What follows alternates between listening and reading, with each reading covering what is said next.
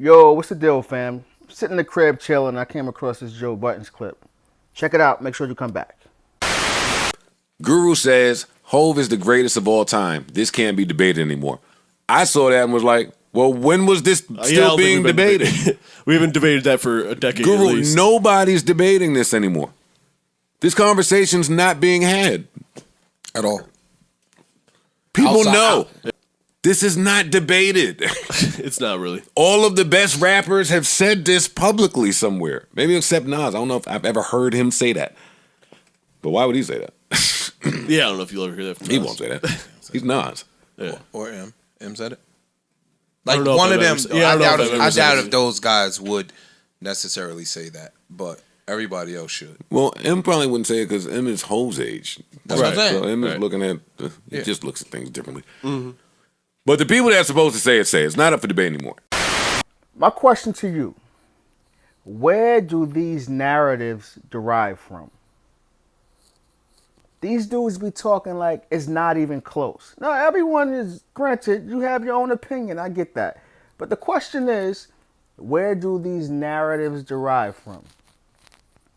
Like, is being the greatest based on relationships? Is it based on fame? Is money in the equation? How many businesses you flip?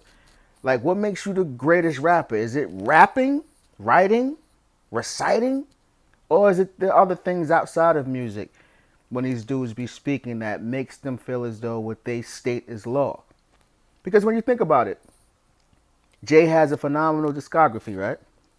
Jay last release was what, 444, right? And I believe before that was Magna Carta.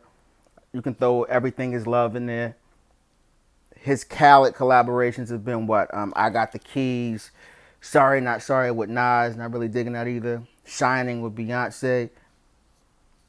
So you mean to tell me that in their minds or eyes, his lead as far as being the greatest was so astronomical that even though he's been relatively inactive or put out mediocre work in the last few years, his peers still can't catch up in their eyes? It just doesn't make sense to me. And as far as like Guru, Young Guru goes and Lenny S, you got to take everything they say with a grain of salt, in my opinion, because although they're accomplished, at the end of the day, a lot of things they state seems to come from a marketing standpoint, or for lack of a better term, it's almost as if they're insecure because they try to inflate or try to balloon just mediocre things into being something that is not. For example, the neck and wrist verse with Pusha T. I said in the previous video, the replay value wasn't there. People thought I was bugging. When the last time you listened to that? When's the last time you listened to Sorry Not Sorry? When's the last time you listened to Shining? When's the last time you listened to I Got the Keys? When's the last time you listened to Magna Carta? When is the last time you listened to Everything Is Love? When is the last time you listened to 444? And for someone to be the greatest, and people say it emphatically, it has to be some replay value there, right? Your past can only carry you for so long because there's been so many artists whose past albums have been an anchor on their shoulders, and they couldn't get the, for lack of a better term, the monkey off their back in people's eyes. Right? So what about Jay's present? Does it not carry the same weight? When's the last time he gave you a full body of work that you truly enjoyed? I was a 444 fan until I recently listened to it. I did a video on it. It didn't age well. It doesn't resonate with me the same way. I don't know why. At the time, I thought it was something that it wasn't, but it's really not that. So to get back to my original point, where do these narratives derive and why are people so passionate about it or making these artificial claims? Based on what? Because when I speak about hip hop, we're talking about rapping, right? Writing, concepts, authenticity. Not fame, not who you married to. Jay is a legend. I'm not one of those guys. Trust when I tell you, he's a legend. But he's not the greatest. Do you agree with me or not? Let me know in the comment section. But I need to know, where do these narratives derive from, man? I appreciate you all out there. Don't forget to like the video and subscribe to the channel and go get yours. Yeah. Yo, what's the deal, fam? Don't forget to like the video, subscribe to the channel. Yeah, check this out. Recently, I did a poll asking, in hindsight, what was your assessment of Jay-Z's 444? Most of you said it was solid. Second place probably was on second thought. You didn't think it was too good. You know, it was scattered. Some people said it was a classic.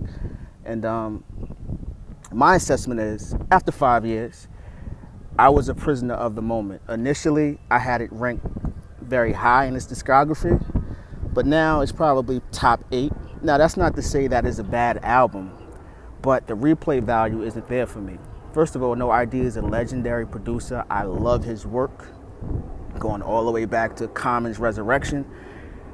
But the production on here was, it wasn't great. It wasn't very layered. It sounds as if they did this project over a weekend. You know what I'm saying? It sounds rushed. Jay doesn't really sound like he really locked in on the lyrics. And what I mean by that is the idea is great. The vulnerability, because we haven't heard that from Jay up until that point. But the execution isn't great. Like, I don't think they spent enough time like really crafting what it could have been or what it should have been. But not this, like I said before, not to take away, it's not a bad album, but I was a prisoner of the moment. So I would probably go along with the individuals who said, I'm in between solid and on second thought, it's not as good as I thought it was.